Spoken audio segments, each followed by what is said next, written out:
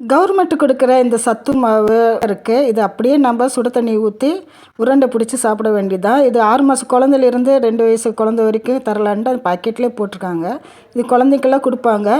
பெரியவங்களுக்கு வந்து அங்க நம்ப இதுக்கு சுகாதார மையத்துக்கு போம்போது, அவங்க எழுதி குடுத்தாக்கா பெரியவங்களுக்கும் இந்த பாக்கெட் ஒண்ணு தராங்க. சத்துலாம் ரொம்ப கம்மியா இருக்குன்ட்டா, அவங்களுக்கும் இது தராங்க. இது வந்து நம்ம வெதுவெதுப்பான தண்ணீல நல்லா சப்பாத்திக்கு மாவு அடுத்த ஸ்டேஜ் கொஞ்சம் சாஃப்ட்டா இருக்கணும். அந்த அளவுக்கு நம்ம பெசஞ்சு, ஒரு நாளைக்கு கொஞ்சமா அன்னைக்கு தேவையானத நம்ம பெசஞ்சா போதும்.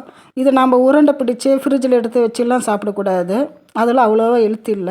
அன்னைக்கு தேவையான அளவு நாம்ப இந்த மாரி தண்ணி ஊத்தி நல்லா கலந்து, நம்ம உருண்டை பிடிச்சு வச்சு ஒரு நாளைக்கு ஒரு 2 இதா சாப்பிட்டாக்கா உடம்புக்கு ரொம்ப நல்லது. நம்ம நல்லா ரொம்ப ஃப்ரிட்ஜ்லலாம் எடுத்து வைக்க வேண்டாம். இப்படியே சாப்பிட்லாம். குழந்தைங்களுக்கும் இத குடுங்க. கஞ்சியாவும் காய்ச்சி குடிக்கலாம். இல்லைன்னா இந்த மாதிரி உருண்டையாவும் நம்ம செஞ்சு கொடுக்கலாம். இது வந்து நம்ம மாவெல்லாம் எடுத்துட்டு உடனே நல்லா பாக்கெட்டை நல்லா க்ளோஸ் பண்ணி ஒரு கிளிப்பு போட்டு ஃப்ரிட்ஜில் வச்சுக்கிடுங்க.